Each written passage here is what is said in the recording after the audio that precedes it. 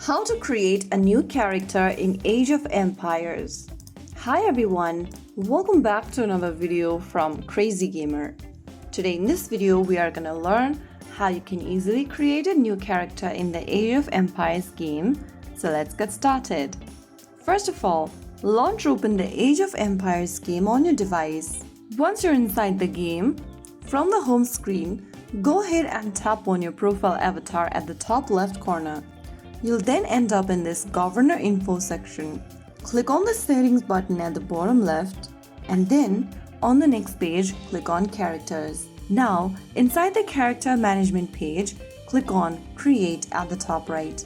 Now select a different character empire and click on Create. Now, click on the Enter button and then click on the Confirm button to go to the new server. This will then restart your application and you'll need to start from the beginning. Creating a new character in Age of Empires is simple and fun. Now you can explore new civilization, try different strategies, and enjoy the game from the scratch.